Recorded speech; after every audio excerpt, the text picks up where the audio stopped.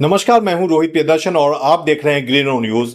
दोस्तों, संगीत केवल मनोरंजन नहीं बल्कि हमारी संस्कृति, हमारी विरासत और आत्मा की अभिव्यक्ति है। आज हमारे साथ मौजूद है दिल्ली एनसीआर का एक बेहद प्रतिभाशाली संगीत समूह सर्वत्र, जो शास्त्रीय संगीत की जड़ों को सूफी, इंडो फोक और सेमी क्लासिकल फ्यूजन के साथ जोड़कर एक नई पहचान बना रहा है।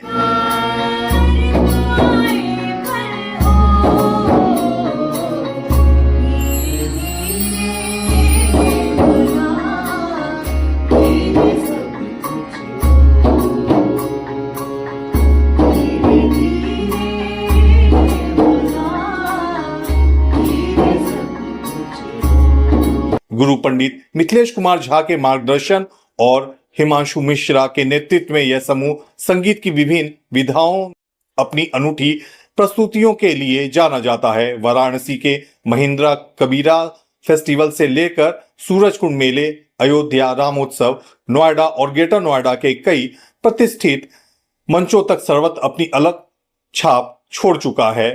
इन दिनों यह समूह संत कबीर दास के विचारों और वाणी पर आधारित अपने विशेष प्रोजेक्ट कहत कबीर को लेकर भी काफी चर्चा में है।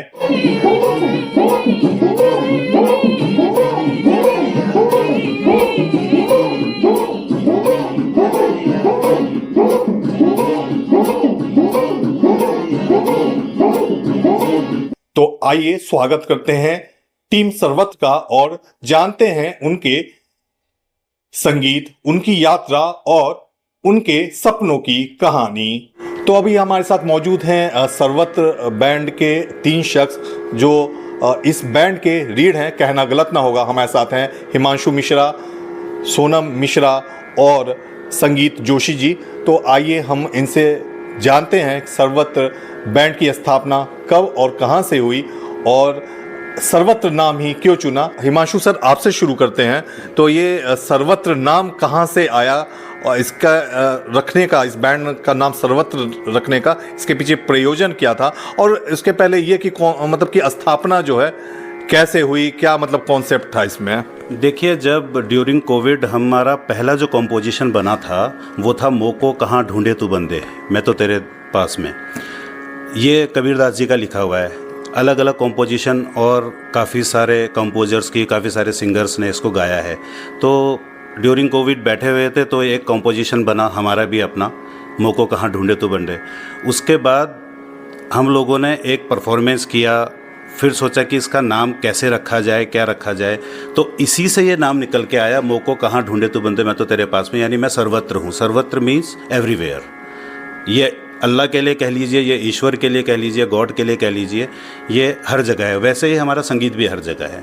तो वही सोच के इसका नाम सर्वत्र रखा गया। तो एक बैंड की स्थापना की जाए इस तरह के, आपका संगीत का क्योंकि बहुत पुराना अनुभव रहा है, बहुत दिन से हैं, लेकिन खास करके ये जो समय था, जो आप समय का जो पॉइंट कहिए जिस समय आपने इस बैंड की स्थापना की, तो कैसे ये महसूस किया आपने कि इस तरह के बैंड की स्थापना की जाए, और इसमें आपने क्या अलग कोशिश की है अन्य बैंड से जो आप जो है दर्शकों के सम्मुख प्रस्तुत कर रहे हैं?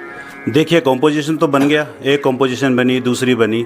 उसके बाद ये होता है कि इसको जन जन तक पहुंचाना, फिर उसके बाद इसको कैसे प्रेजेंट किया जाए। क्योंकि मैं I am not a vocalist.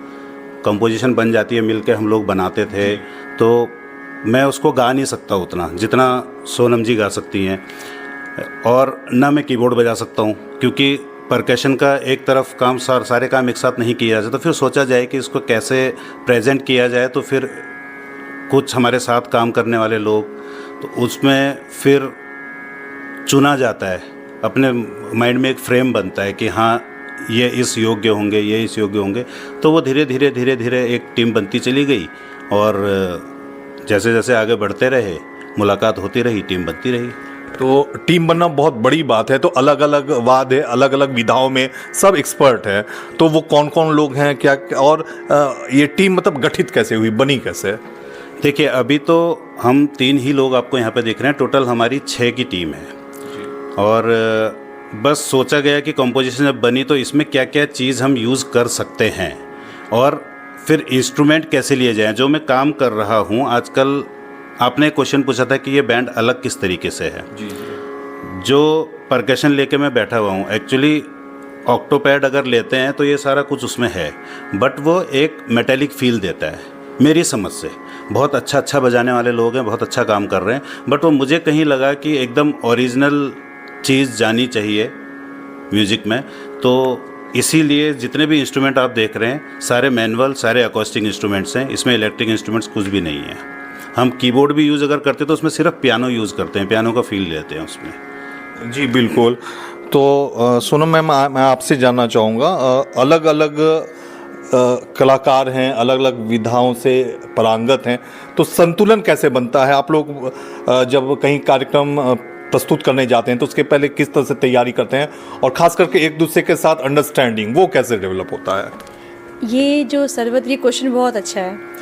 सर्वत्र बैंड का मतलब ये है कि यहाँ पे सब लोग हैं और सब ने अपनी अपनी कलाओं को लेके एक स्टेज पर हम बैठे हुए हैं। मैं गाती हूँ, जब कंपोजिशन बनता है तो ये भी ध्यान रखा जाता है कि मैं गाऊँगी, एक फ़ीमेल गाएंगी तो उसकी कैसी कंपोजिशन होगी, कैसे उसमें स्केल क्या होगा, पिच क्या होगा, उसका ध्यान एक वोकलिस्ट को रखना पड़ता है। साथ में जो हमारे साथ में एक कंपोनिस्ट है या जो हम लोग साथ में बैठ के गा रहे हैं, बजा रहे हैं, कीबोर्ड है, तो सबकी अपनी अपनी इनपुट्स होती है उसमें। जब भी हम कोई कंपोजिशन बनाते हैं या हम स्टेज पे प्रेजेंट करते हैं तो हम हर एक मेंबर के पास उसका एक एक पीस का एक प्रेजेंटेशन रेडी करके रखते हैं कि ताकि हम, जैसे मैं गा रही हूँ और एक परकशन बज रहा है या हारमोनियम बज रहा है या कीबोर्ड बज रहा है या सारंगी बज रहा है या तबला बज रहा है, तो हम एक ऐसा चीज़ प्रेजेंट करना चाहते हैं जिसमें सिर्फ एक वोकलिस्ट ही सिर्फ आगे ना हो।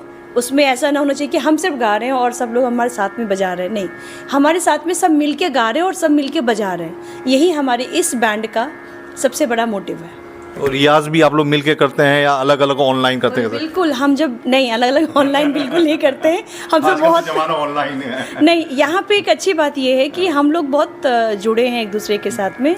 हम जैसे बहुत सारे काम हम एक साथ ही करते हैं, तो ये हमारी जो टीम है ये बहुत ही अच्छी है, हमारी बहुत कोऑपरेट करने वाली टीम है।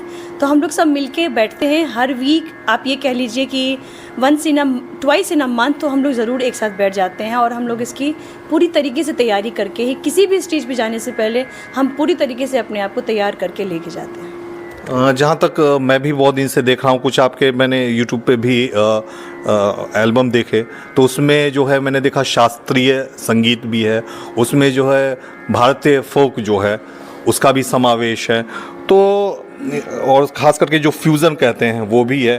तो इसका प्रयोग आप लोगों ने कैसे शुरू किया या कैसे ख्याल आया? एक तो पहली बात कि शास्त्रीय संगीत के बिना कुछ भी नहीं है। हम जो भी कुछ भी कर रहे हैं वो हमारे गुरुओं ने हमें शास्त्रीय संगीत के थ्रू हमें हमारे अंदर भरा है। तो जितना भी कुछ है वो शास्त्रीय संगीत की आधार है, शास्त्रीय संगीत ही उसका आधार है। दूसरा, जो सूफ़ी और आजकल के हिसाब से अगर हम स्टेज पे जाते हैं तो हमारे ऑडियंस सामने में बहुत तरीके के होते हैं, उसमें कुछ यूथ भी होते हैं, ओल्ड भी होते हैं। तो हमने इनको सूफ़ी नाम ना देके हम एक तरीके से फ्यूज़न करके करते हैं। जैसे कभी भी जैसे राम भजन है तो राम भजन अगर हम इस तरीके से पेश करें कि वो प्रॉपर सिर्फ भजन ही ना लगे, उसको कुछ ऐसा बनाया जाए, उसमें कुछ ऐसा मिश्रण किया जाए जिससे वो सबको ही अच्छा लगे।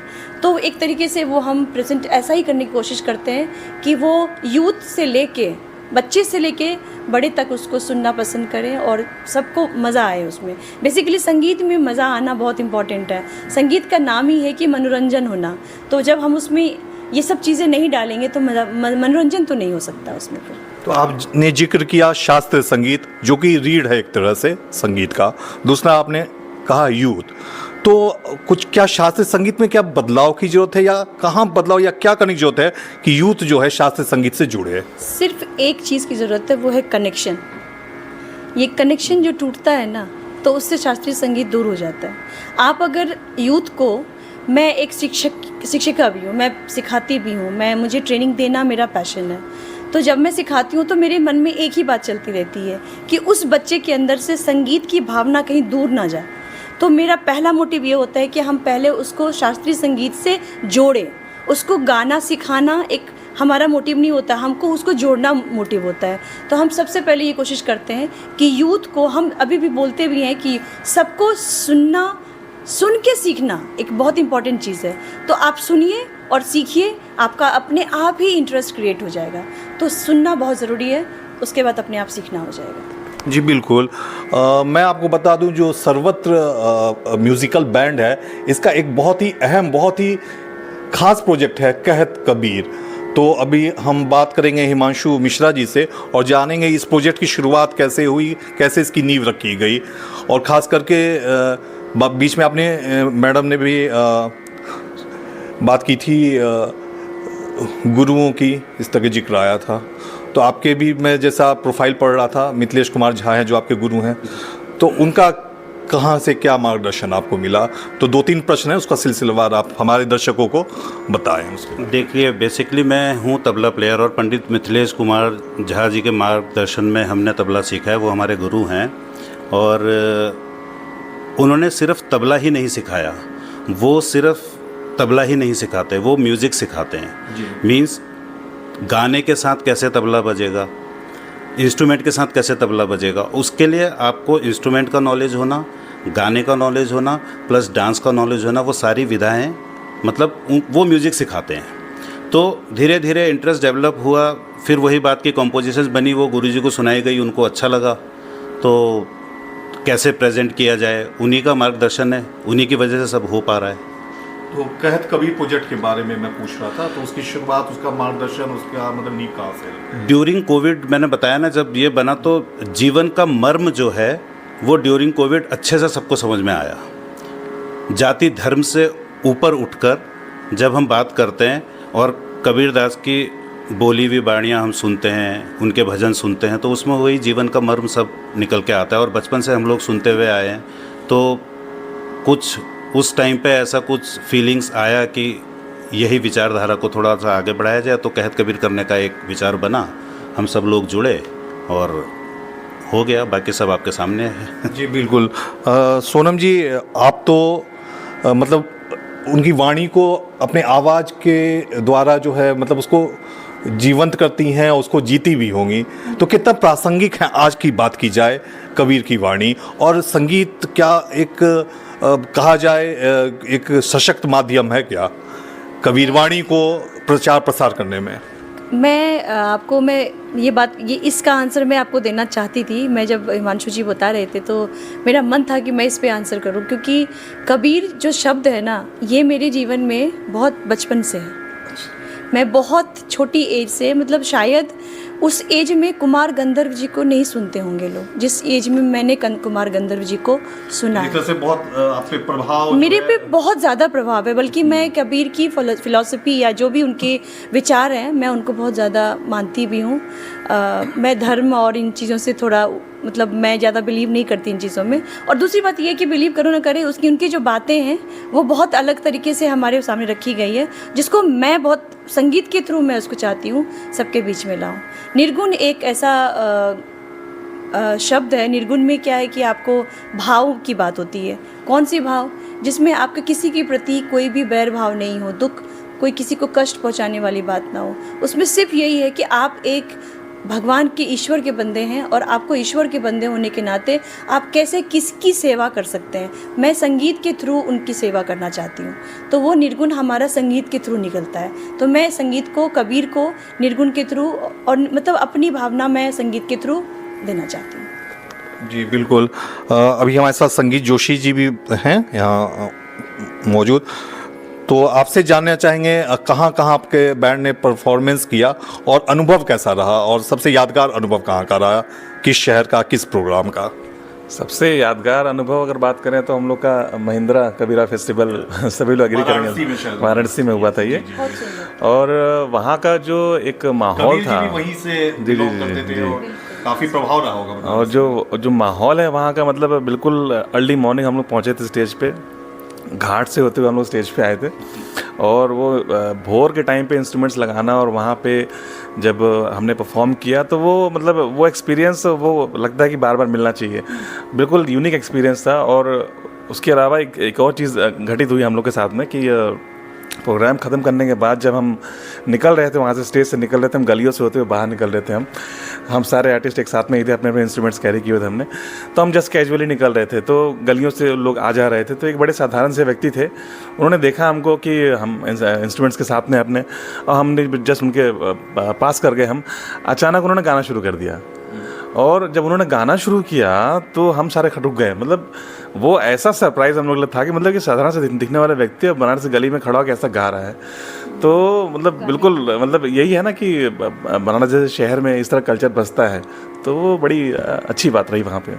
और कहाँ का प्रस्तुति आप लोगों की रही? और हमने अयोध्या राम मंदिर में किया, प्रेजेंटेशन किया, और यहाँ पे नोएडा में भी हमने, सूरजकुंड में किया हमने, बिल्कुल नोएडा अथॉरिटी के प्रोग्राम्स किए, देहरादून में किए हमने प्रोग्राम्स किए, काफ़ी जगह हमने तो ये अभी कबीर की बात चल रही थी, तो कितना आप खास करके ऑडियंस को भी आप लोग जरूर देखते होंगे एक्सप्रेशन, तो कितना उनको देखते हैं, कितना वो लोग डूबते हैं, कितना वो लोग एंजॉय करते हैं? नहीं, बिल्कुल, ये हमने देखा है कि जहाँ भी हमने परफॉर्मेंस दी है, कबीर के अलावा भी आप लोग कुछ परफॉर्मेंस पहले से करते चले होंगे उसमें, और कबीर की जब वाणी जब सुनाई जाती है, बताई जाती है, तो उसमें क्या मतलब कि कुछ खास अंतर या कुछ खास मतलब उस समय अनुभूति?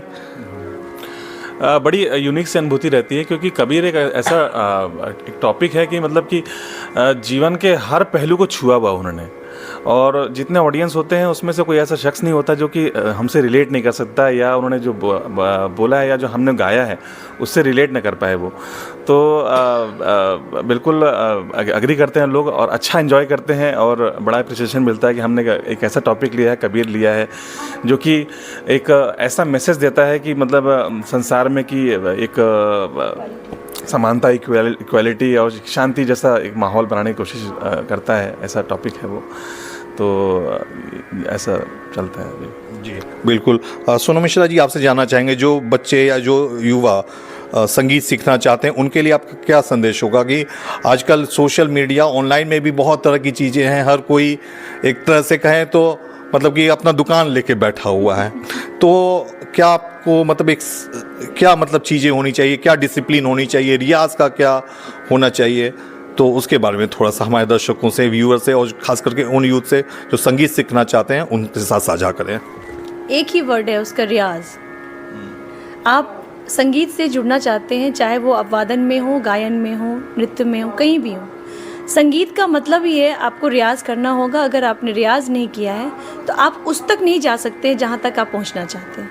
सिर्फ ये रहना कि मुझे स्टेज पे गाना है और मुझे परफॉर्म करना है और मैं एक बहुत बड़ा आर्टिस्ट बन जाऊँ, रातों रात कोई भी आर्टिस्ट नहीं बनता, और ना ही 1 साल गाना सीख के कोई आर्टिस्ट बन जाता है या 10 साल गाना सीख के। उसके लिए उसको रियाज़ करना बहुत ज़रूरी है।